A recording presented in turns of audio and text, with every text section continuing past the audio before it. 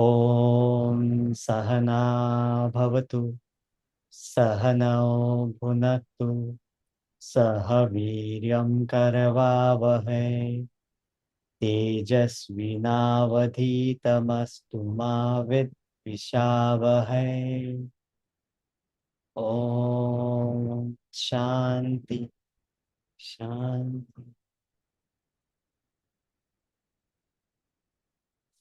So we are in the end of section 1. Let's go through the section content. This is where we are. Section 1 is the introduction to Vedanta. So basically, it is talking about introducing the basic concepts of Vedanta to a layman, and it is making it relatable and practical to apply in our day-to-day living. Let's be factual. Vedanta is just not to live a happy life. There is much more to Vedanta. However, even a little bit of knowledge is enough to take care of all our problems in the world, whatever we can conceive of as an individual, in a collective level, as a society, as a world, as a community. A little bit of knowledge is enough to handle it. You don't need enough to handle these mundane problems. But it is to go beyond the perceptible world and understand the reality in the true sense. The direction is what the Vedanta gives you.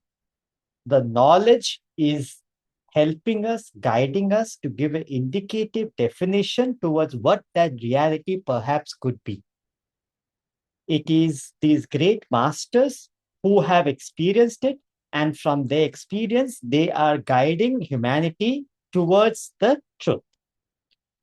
The only difference between these subjective scientists, the sages and saints, versus the objective scientists, people of today, or the scientists in the world, is the direction is different. So the objective scientists are exploring, they also want answers. They also want to understand things better, what's happening around us, what's happening, why is it happening. They're also probing into the unknown realm. But the approach is external. We are trying to go to the world and trying to find out evidence and reason and causes for the world, for the creation and the rest of it. The subjective scientists, they explored everything in the world and they figured out that by exploring the world, they are not really able to conclude anything. There's so much of area of unknown. And that's when they try to probe into the unknown within and trying to figure out, is there other way of approaching it? And that's why you need an intellect to think differently. It is very obvious to go with the perceptible world. You need an intellect to have the clarity and say that, okay, is there any other possibility? Could there be something else which we are missing out? Can there be some other way of understanding things? Is perception the only proof of reality? Because that's what we believe. Today's world we're experiencing is all based on our perceptions. What I see, what I touch, what I feel, what I can hear, all my perceptions are the evidence with which I conclude. And the problem with that is the limitation of perceptions. Speed of light is a limitation. Time, space, causation is a limitation. So since there's a limitation, we cannot really go to the unknown reality with the limited equipments we have. So these masters, they probed into the personality and they figured out that there is something beyond this perceptible world, or to put it differently, the world is not as it appears to be, as it seems to be. It is not what we believe it to be. Our reality is defined very vaguely. This is not real. This is not the proof of reality. Reality is that which existed in the past, exists in the present, will exist in the future. All our experiences cannot test the time of reality. It is there right now, but it was not there last night. It will not be there tonight. So it has a relative reality, yes, but just by relative reality, we cannot conclude this is all life all about. So we have to figure out in this realm. No, these masters went beyond and they probed into the unknown. Why we are mentioning that is the first section is just an introduction to Vedanta, where we are still in the very much known experiences, known world to understand the unknown. The direction is from known to unknown. So the first topic, the role of Vedanta, where fundamentally we said that Vedanta is a technical knowledge. It's a scientific knowledge. It's not, I have to believe in something just because somebody said something, just because it's not illogically concluding things. It has a reason, it has a purpose, it has a methodic way of progressing in life. So these masters are helping us to think for ourselves. That's what they're saying. They're not saying accept us, go with us, agree with us. No, nobody's saying that. They don't care. When you know the truth, very interesting. Truth does not have versions. It is the false which needs multiple versions. When you're saying the truth, you don't have to camouflage it. You don't have to cover it up in different ways. When you're lying, then you have to cover it up in different ways. Right? So they are talking about the truth. They don't care who accepts it, agrees with it, is going along with it, or not going along with it. They know it for a fact. They don't need people to collectively support it. They don't have that weakness because they are standing on truth. That's the courage they get. So the role of Vedanta is introducing the concept of Vedanta. What is Vedanta? There is a knowledge, is meant for humanity. Purpose is to understand life in a better way, understand our own self, and take it forward. The purpose of life is not just to live, exist, die, but there has to be something more to our existence, our purpose. As a human being, we are not a plant, we're not an animal, we're a human. And the uniqueness of a human is the ability to think, ability to understand, conscious beings. That makes us unique. How are we using this uniqueness to live up to the mark of a human being? For that, we need to understand that we are unique. What do we do about it? So then, Vedanta, the base of religion. In fact, today's topic also will be covering of religion. So Vedanta is the fundamental of religion. We'll come to that today in detail. Reason, the sap of Vedanta, your real self is the reality. Then we said about the Vedanta procures happiness. So it provides you happiness, it gives you prosperity. So in the mundane world, what you're looking for is happiness, joy, success, prosperity. You get everything.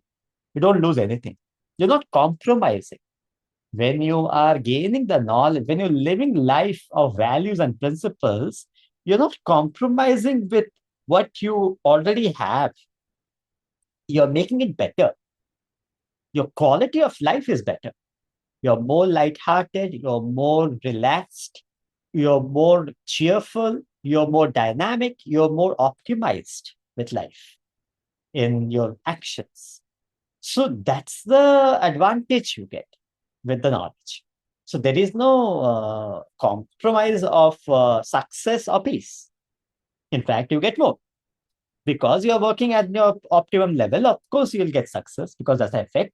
And peace is you understand how things work. So you're not anxious about it. You're not worried about the past. You're peaceful. So you're doing whatever can be done, you leave the rest. That's the peace and happiness. And then you go with action. Action is not the be all and end all of life. With action, you progress towards the eternal bliss which is within. So action helps to reduce desires.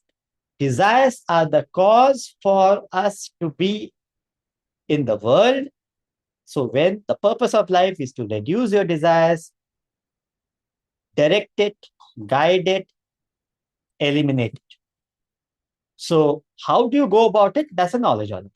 So the direction is towards the eternal bliss within. Then he explains about world and human beings, where he spoke about the world. We complicate things in the world, understand it, the basics. The fundamental is there's a mineral kingdom, there's stones, they are a human, plant, animal, humans. There are different species existing. Then we went from known to unknown. And the composition of the world. Then the human species, they can be mineral person, they can be human person, and animal human person. So there are different types of humans. And then the three conditions of the mind, the states of the mind. It can be restless, equanimous, and so imperfect, restless, and peaceful mind. So that's the three states of mind. Then the life, its course, composition of the life, nature of the world, course of life, where we discussed about three aspects of the personality: physical level, what do you do, service oriented, emotional level, devotion, intellectual level, how do you conduct yourself, gain the knowledge to grow, get wisdom, understanding in life. With understanding, you should function. The point is, we all are functioning. What is the quality of our actions? And why our actions suffer? Because we are always expecting something in return. When you function, act with understanding of life, then it helps to reduce desires. There is an inspiration, there is a motivation to work. So that's the course of life, the goal of life, the ultimate reality. Then comes the code of living, where the scope of spiritual education, the element of right living, the three temperaments, which was very interesting, which we'll be covering in this chapter, chapter 8. You see it, personality chart is based on the three temperaments: Sattva, Rajas, Tamas, grade A, grade B, grade C. In fact, I created a website which I'll share with you guys where you can analyze your personality chart. So when we come to that, we'll go through it. So it gives you an understanding where do you stand in the level of growth in the personality. So because spirituality, a spiritual level, it's very tricky to estimate it. Firstly, we should not be result oriented. That's the bottom line. Uh, because the mind comes. When the mind takes over, or we are so much result oriented, in that anxiety, we lose the actual focus on the action. So they say that forget about result, just do what ought to be done. Simple as that. Don't worry about the past, future, but just be in the present and perform the best of your activity. However, you may need to know where are the areas of weakness? How do I go about it? So the personality chart gives a general guideline of where do I stand. So it's a very good parameter, 7 aspects of personality which is being assessed. And based on that, you can categorize. So 3 temperaments he introduces here. Based on that, there's a caste system in the society which was being created, but it failed. Mental 3 temperaments, a mental temperament of the mind. It's a sattva, rajas, and tamas. We'll come to that in personality chart anyway. Then came the body. What do you do? Exigency of action, how to be dynamic, how to be productive, understand what is action, where it's coming from, chronology of action. So thought uh, uh, produces desire, desire produces action. So Vasana, thought, desire, action, VTDA, that is the chronology of action. So if I have to improve the quality of action, I have to improve the quality of the desire, I have to improve the quality of the thought. Vasanas, I can't do anything. I can only make it conducive for my vasanas to manifest. So that's the chronology of action. When you function in the proper way, then there's a renunciation in action. It is while acting, how be able to renounce the mental anxiety while acting. That is spirituality. Spirituality is not about renouncing action, but it is renouncing the anxiety, mental connect in the action. So that gives you that freedom to function. Then there is no friction within the personality. The friction comes when the mind gets emotional and it changes the perspective on action, looking for something in out of it and the rest of it. So three types of action: selfish, unselfish, selfless. These are three types of action. So that was exigency of action. We need to move from selfish to unselfish to selfless. Then came the strength of emotion, where very interesting concept. Emotion has to be guided. For that, it helps to grow. If it is merely mechanically flowing, it is as good as an animal. They also have mind, and they are just free flow emotions. It can be detrimental, it can be fatal. You don't know the outcome of it, the repercussions of it. You're not in control of life because you're not in control of your mind. So emotions are very powerful. We need to understand it and guide it properly.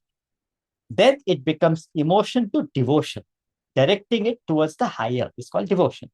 Love and devotion are the same emotion. When it is directed towards the lower object or being, it's called love. When it is directed towards the higher object or being, it is called devotion. So, how do we guide our emotions? How do we be in control of our emotion? That is the strength of emotion. That's where we are to. What are the facets of emotion? We understand love, kindness, pity, charity. Very, very interesting analysis where, one of the things was weak pity. We discussed pity cannot be a weakness. Yes, you see something externally and you get carried away by it. That is weakness. Hold yourself, understand there's a purpose for everything. Anybody going through any suffering, there's a reason for it. It's not happening by chance. Life is not by chance. Life is by choice. You make yourself, you mar yourself. So if you go through suffering, it is you have caused for it. That doesn't mean you don't serve, don't help people. That only means that we need to have the right perspective while we are doing whatever we do. So that's pity. Charity it comes from identification. You understand the other person and do whatever you can, the best of your interest, without any expectation. That is pure charity.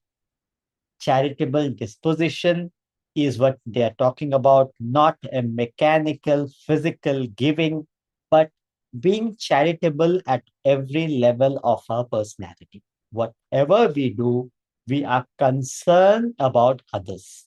We are thoughtful about others. Do what we believe can be beneficial for others. It starts there, ends there.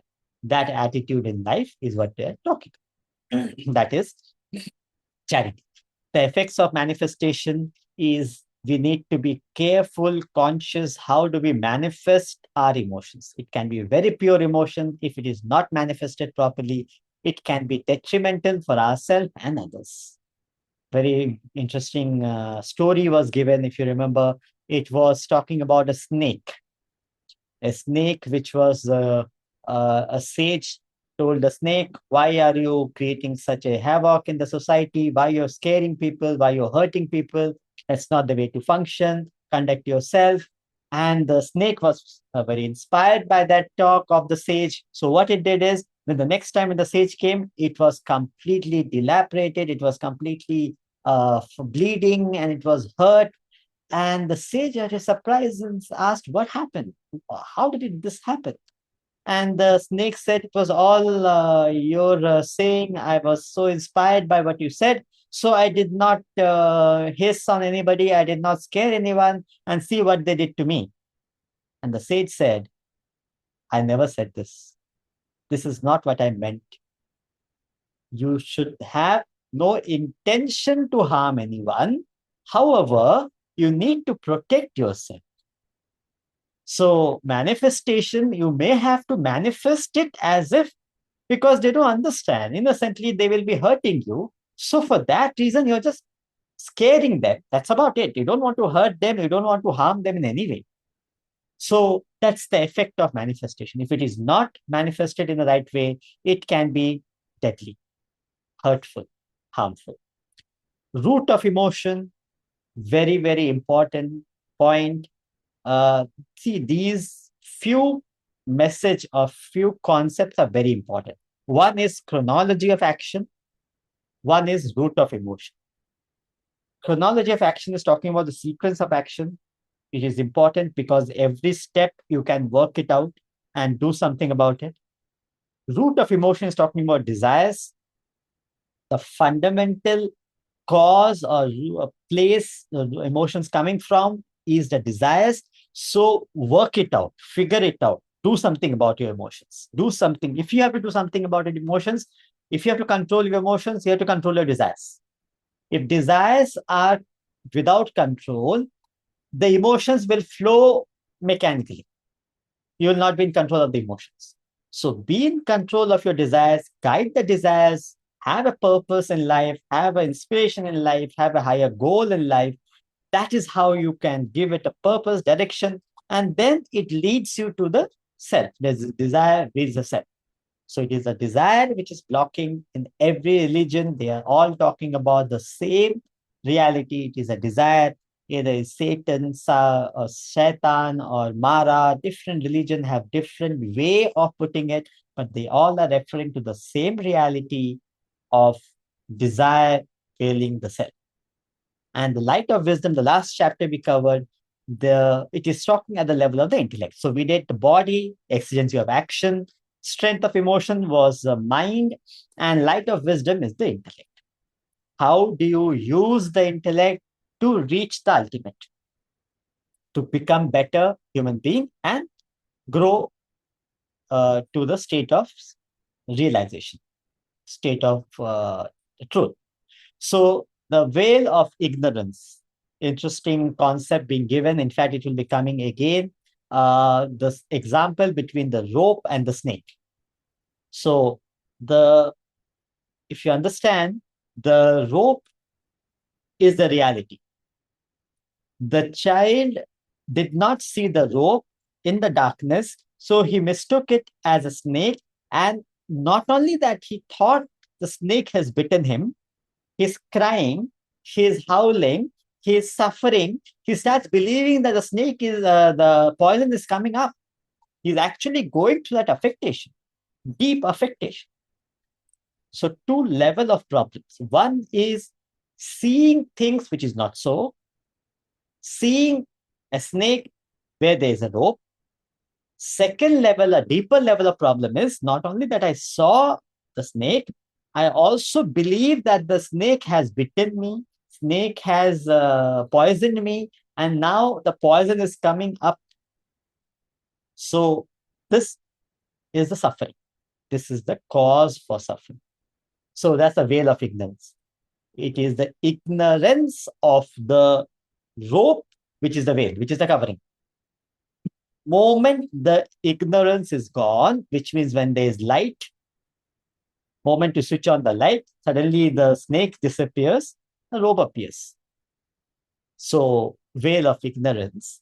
It is what we need to do is get to light so that we don't go through that affectation, suffering, sorrow of the world. World will be what it is. We go through all that problem, suffering, sorrow because of our involvement and attachment to the world. So we need to gain this knowledge slowly and build ourselves. Anything can happen any moment. Are we prepared for it? So that preparation is the knowledge of Vedanta. It doesn't propose anything. It doesn't expect anything negative, but it prepares you for anything which can happen. You are not affected by it. That's the state of you reach, of detachment, of objectivity. You are at the top of the world, even if anything goes wrong or right, that doesn't disturb your state of the mind. That clarity, that stability of the personality is what they're referring to. Veil of ignorance. How to gain wisdom? is when you approach knowledge with that understanding, with the questioning attitude, not merely accepting, agreeing with whatever is the master said. That's not the way to gain wisdom. You have to figure it out yourself. Then came a very interesting portion we covered, aggressive and the passive. The difference is the application of the intellect or use of the mind. If you use the mind, you are a passive person. If you use the intellect, you are an aggressive person. So, if you use the mind, you can be good or bad.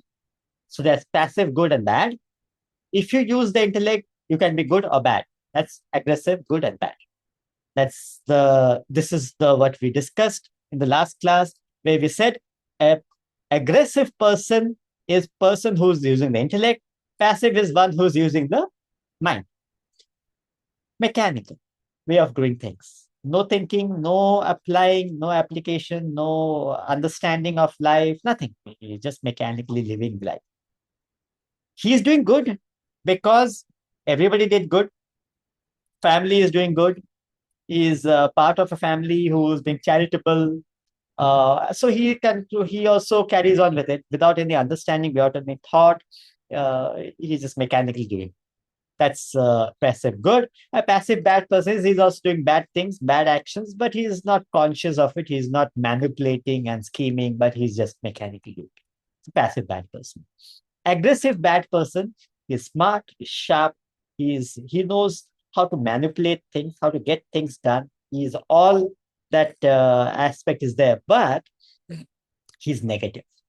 He does not have values. That makes him a person, a very, very vicious person. An aggressive, bad person is very powerful. So, what we saw is it is the aggressive bad which overpowers the passive good and the passive bad. So, we need aggressive good people in the society. See, spirituality does not make you a good goody person. It is not to make you a passive, a doormat. The spirituality makes you smart, makes you sharp, makes you an achiever in life. You're not a failure. You're not a loser. You apply yourself, you give your best, you do not expect anything in life. That attitude in life is spiritual life, where you are genuinely concerned for others, you are thoughtful for others, and that's not a weakness. That's a strength in you. So, an aggressive good person is also manipulative. He's smart, he's sharp, he's manipulative, but he's not doing it for himself. He genuinely cares for others, he's concerned for society, for benefiting the society. Whatever can be done, need to be done. In a society where people are negative, you have to be negative, you have to manipulate, work it out to put them down, to overpower the aggressive bad people. Like we discussed last week, with negative people, you cannot be good. You have to, there's a Chanakya Niti. Chanakya was a ruler. He had certain rules.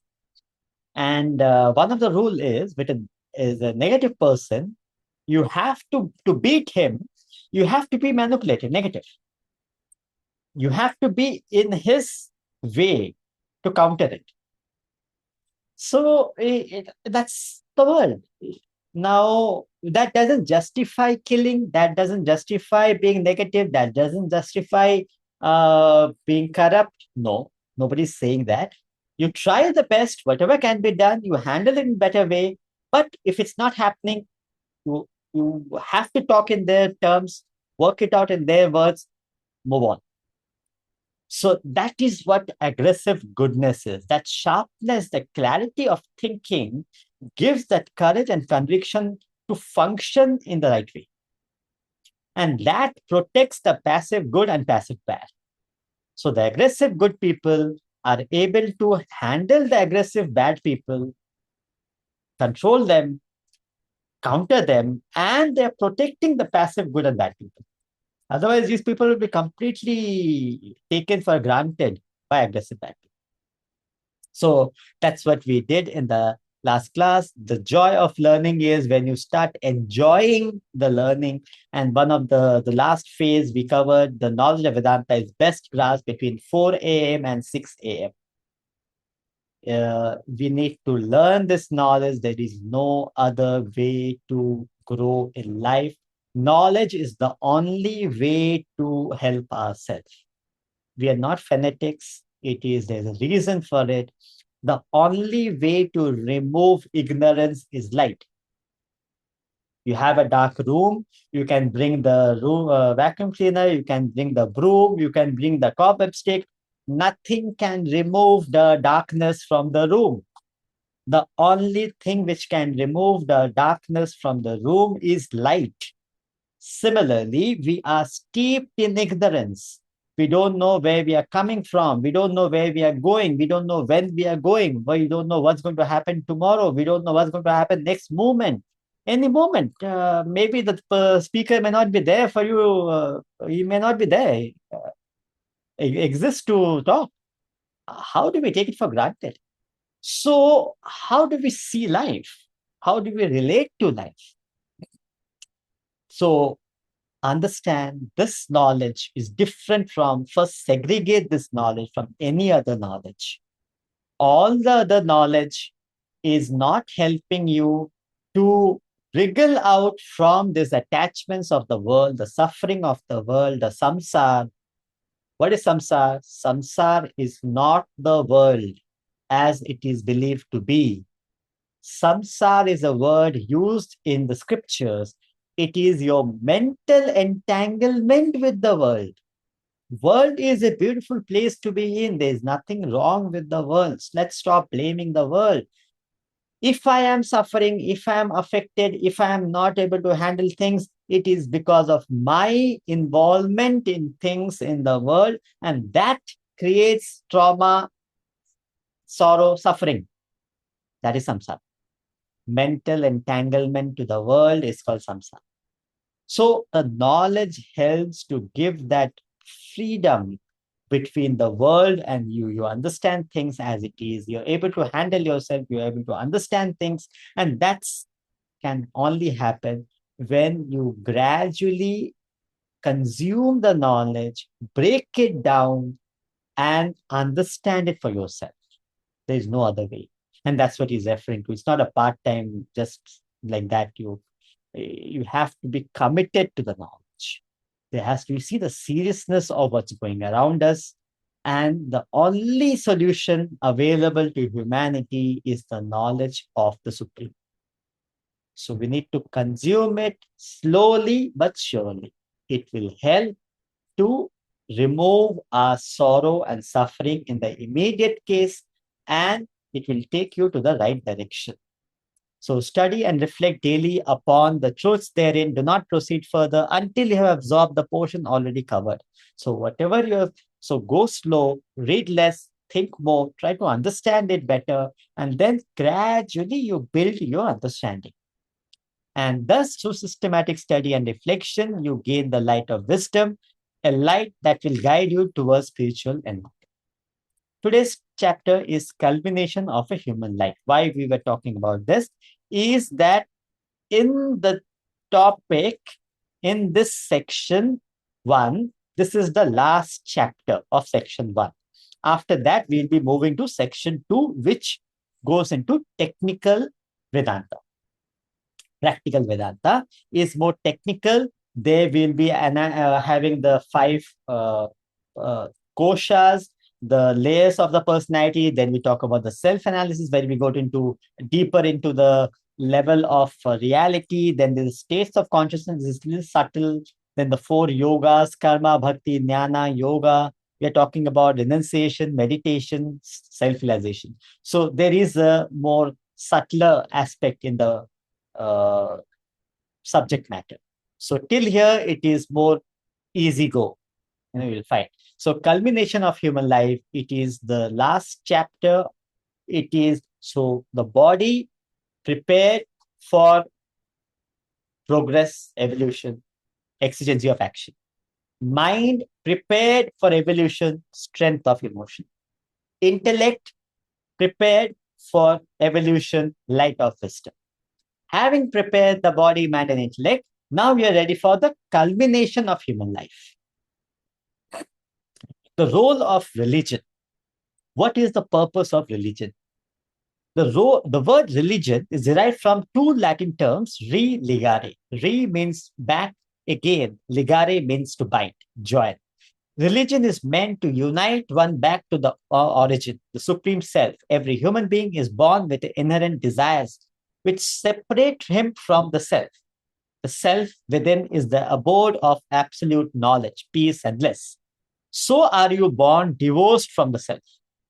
Having lost the core of your personality, you have meandered into its enveloping streets of the body, mind, and intellect.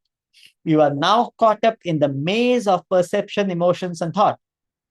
Religion, divested of its dogmatic outgrowths, essentially relieves you from the persecution of your material equipments and reveals the spiritual self. It is a mysterious process by which your mind and intellect traces back and loses itself in the inscrutable source, Atman, the supreme self, the soul of all religion. Religion, therefore, is used to regain your lost identity with yourself, attain the ultimate spiritual enlightenment. Purpose of religion, the role of religion is to help humanity to grow, become a better human being, reach the state of self realization. Every religion was conceived for the same purpose. The ultimate goal was not different. The methodology, the path given was different. Religion is made of two words, re-ligare, rejoin, get back. When they say get back, you're separated from something. What separates you from your essential nature is your desires.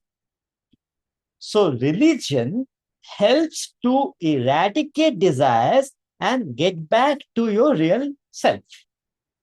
That's the purpose of religion. So what happens is humanity without religion, without spirituality, without Vedanta, we get completely caught up in the mundane world. So what is world all about? It's about perceptions, emotions, and thought. The moment I get up, I perceive, I hear, I touch, I smell. So my perception is my world. People I meet, I share emotions. Or it can be a thought, intellectual discussions. It's all pertaining to the world. Humans, we get caught up with this perceptions, emotions, and thought. Religion is supposed to come in and help us to remove us from this persecution of the body, mind, and intellect at the level of perception, emotions, and thought, and understand there is something beyond the body, mind, and intellect. This is not the be all and end all of life. Life has something more to offer. World is not as it appears to be. There is something more to it. That is the information supposed to be transacted through religion. That's the role of religion. The state of being lies within you. Your self, Atman, Brahman is supreme. You will have to transcend the limitation of your body, mind, and intellect to reach yourself. The sense organs of the body cannot perceive it, nor the emotions of the mind feel it, nor the thoughts of intellect can conceive it. God, Allah, Vaiguru, Bhagwan is not caught up in a church or a mosque or a temple. It's God is all pervading. It is not limited, restricted, constricted to one particular place. So, what is the purpose of temple, church, or mosque? If it is everywhere, then why do we have it? Why do we have to have it at all? It's because the government of the country is everywhere. To locate the government, to reach out to government, you have to go to the center. You have to go to Delhi. even the territorial waters, you have the government of India owns it. But you have to reach the center to take your grievance, whatever problems you have. Similarly, God is everywhere. But to reach reality, God, you have to go within yourself. So, what is interesting is temple, church, mosque, everywhere, wherever you go. Imagine a person is going to a Badrinath or Balaji or some place of worship. You are planning for months together, sometimes years. You want to go to some place. You have planned so much. You have reached out to your friends, family. Let's go together. You had all the agents. All the planning. Everything was executed.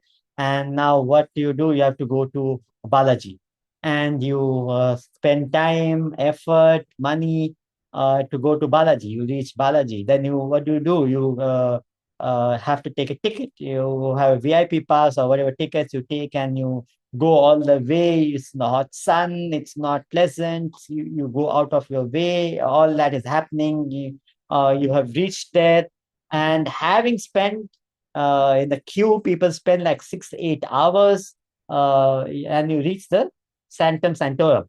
You reach the deity. What do? Very interesting. All that you did to go to the god, to the deity, you have now reached the deity. All your effort is now over. You have reached the Sanctum Sanctorum. Your deity is in front of you. What do? In front of the deity, you close your eyes. Why do you have to close your eyes?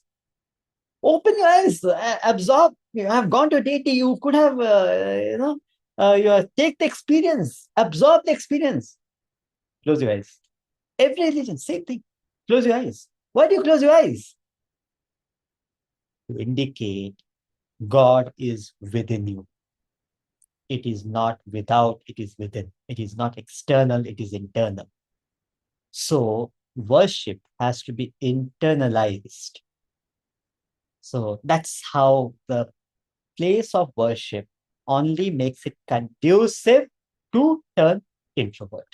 That's all happens. But if I am selfish and self-centered, even in the place of worship, I will be looking for faults. I'll be complaining. I'll be criticizing. I'll be doing all that is going on. Jealousy, greed, all that happens.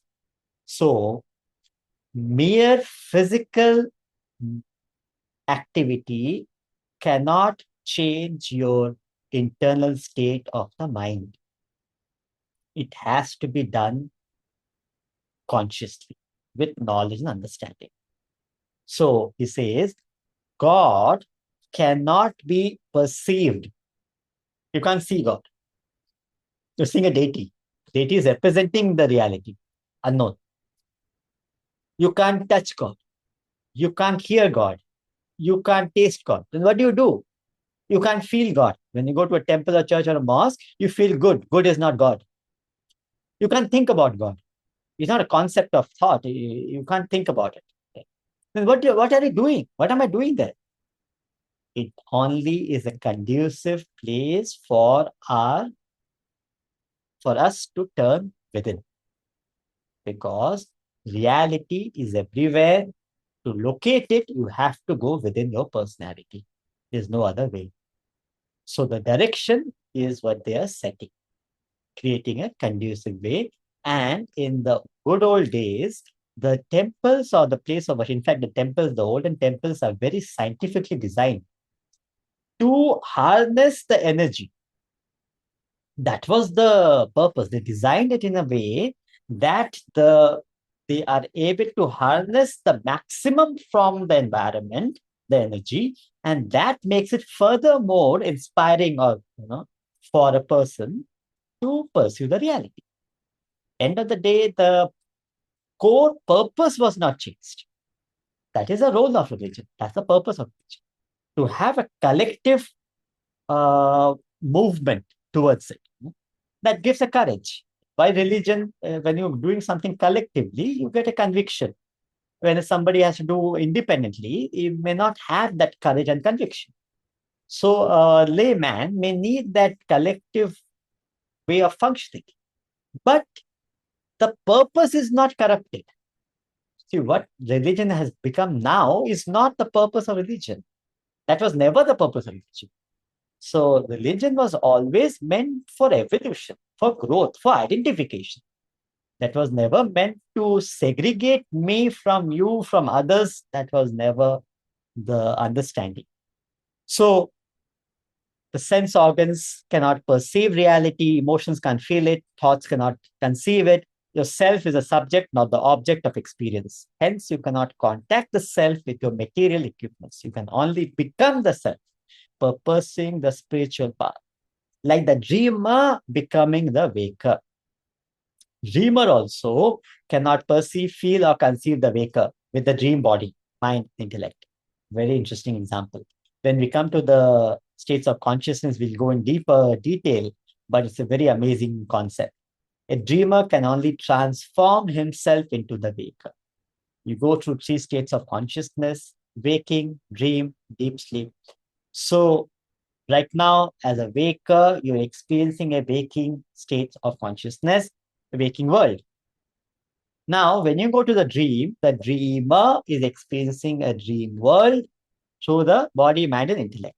So what he's saying is the dream experience, dreamer who is experiencing the dream world through his body, mind, intellect cannot perceive the waker, cannot feel the waker, cannot think about the waker.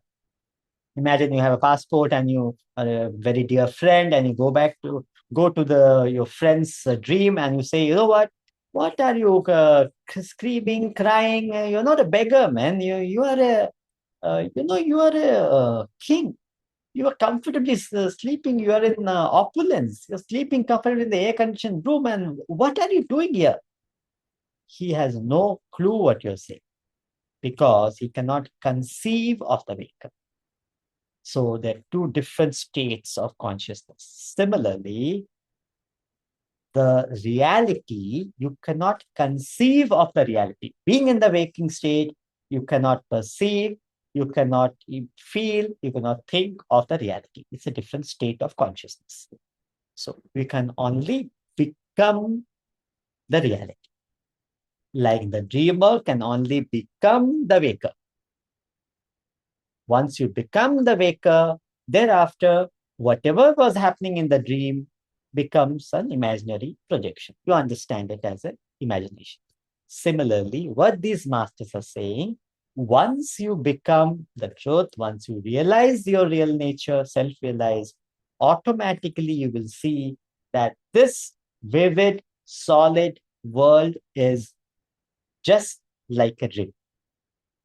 There is no difference between the solid experiences we are having now here versus the experience we had in the last night's dream. There is no difference whatsoever, which we will know only when we reach the higher state of consciousness. From this state, we can't say it. A dreamer cannot say the waking world is there, not there. He can't conceive, he can't understand it. Only when he becomes a waker, he knows it for himself. He doesn't need anyone to prove him. How many dreamers are supporting that, the waking world exists? He doesn't need it. He is a waker. You may agree, may not agree. It's your problem. You can mind your business. He knows it. So when you know truth, you don't need evidence to prove it. Evidence is required when you are not sure, when you are not clear, nor when you are not convinced. Then you need supporting evidences. So then comes your body, mind, and intellect transact pleasure, love, and knowledge. But they cannot provide you with the ultimate satisfaction, contentment, fulfillment in life. More the pleasures your body indulges the more you seek. Likewise, the more love your mind is involved in, the more you want. so does your intellect crave more and more knowledge. There is no end to sensual gratification, emotional contentment, or intellectual satisfaction. Hence, all the happiness derived from material equipments is limited, wanting. You can never find satiation through these avenues.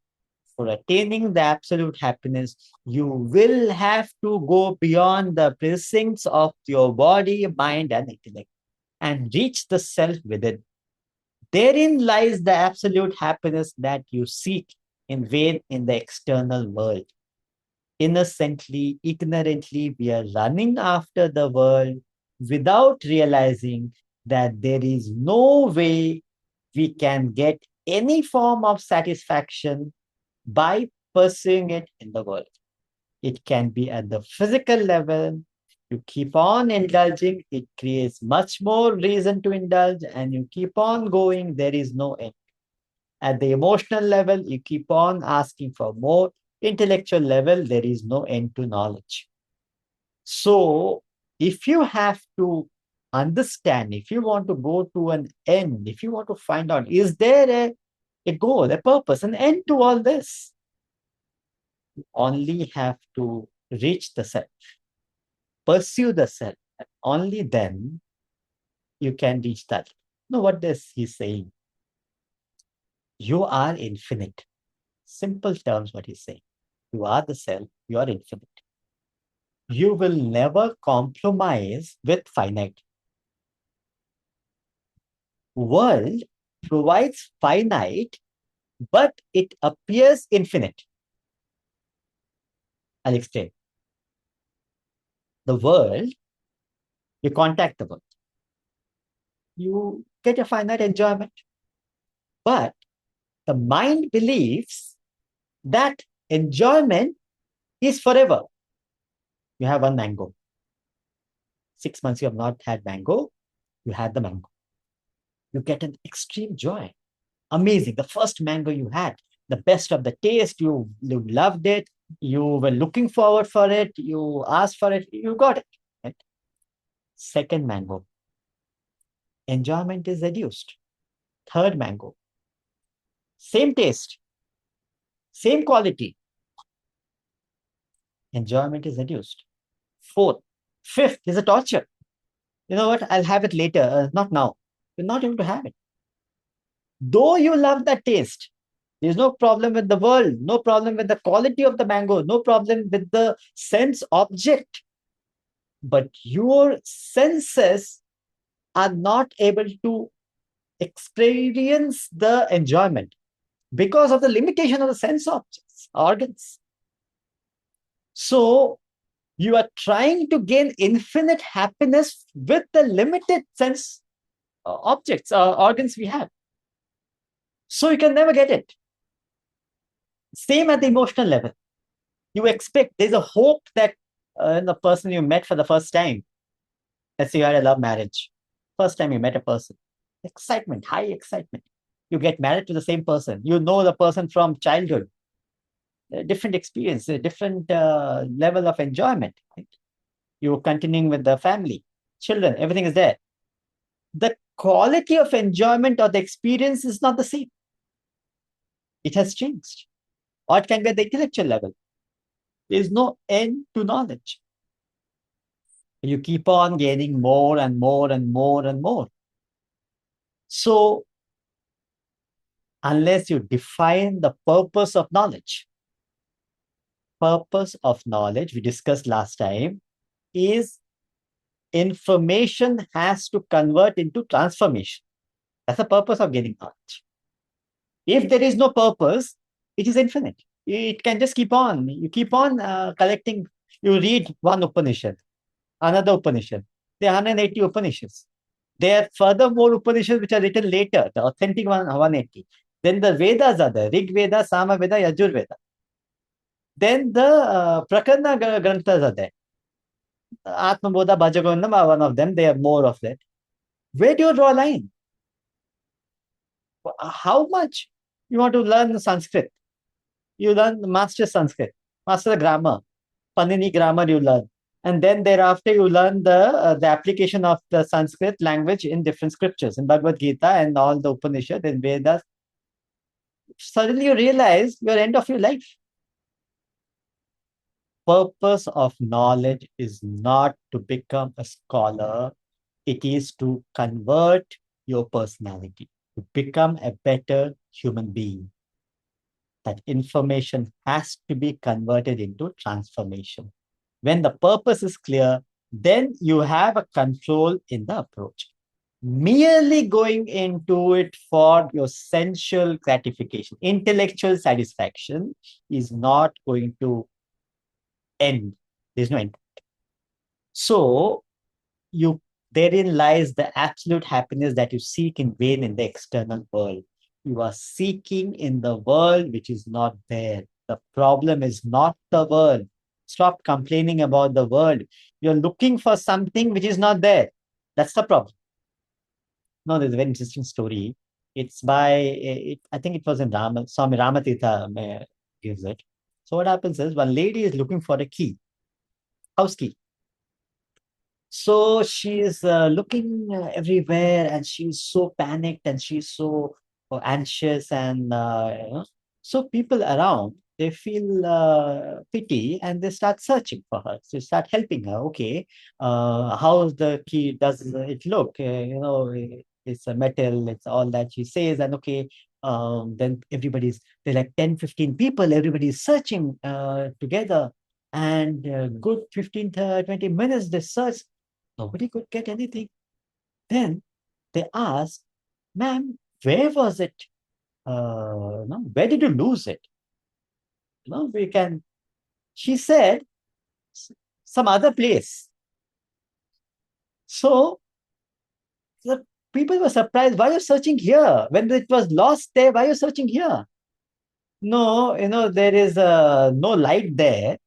There's a small, what do you call, light is there. So I'm searching where there's light. On that side it's dark, so I'm not searching there. It's like that. You're searching for the truth where it is not there. You're searching for happiness where it is not there. Happiness is not in the world as we believe it to be.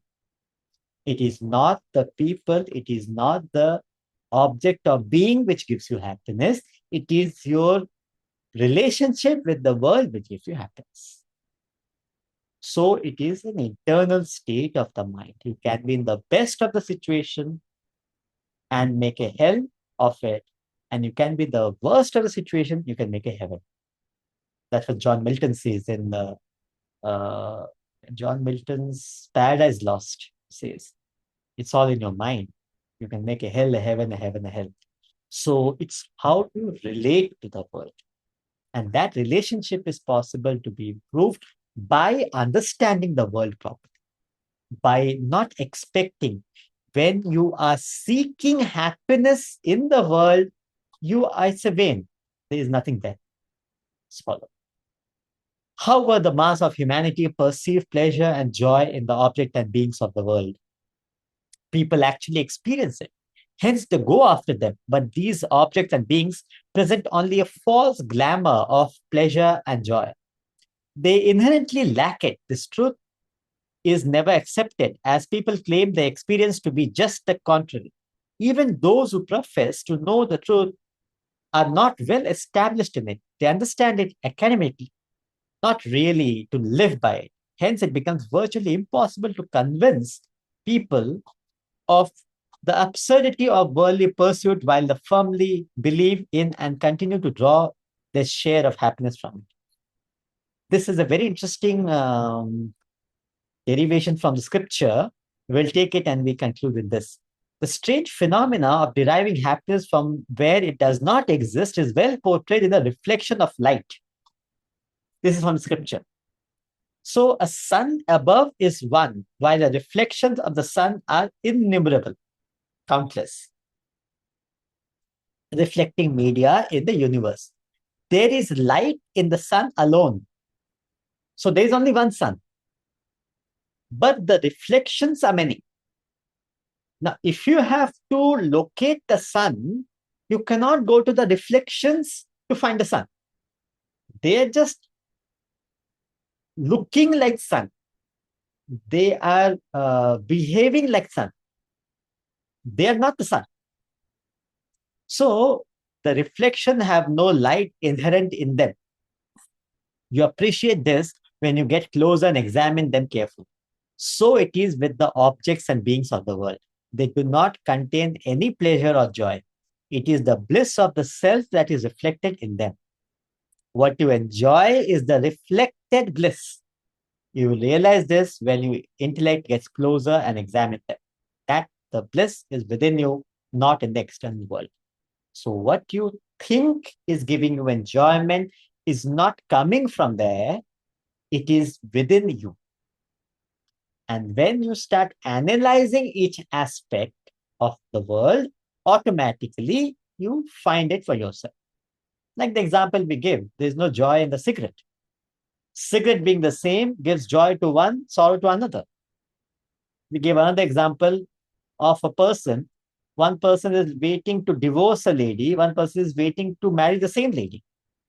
If happiness was there in that lady, both will have the same experience. It's not so. So it is not the object or the being which gives you joy or sorrow. It is your relationship with them. So if you have to gain happiness, you have to go to the source which is within you. Thank you so much. We'll meet again. Hari Om.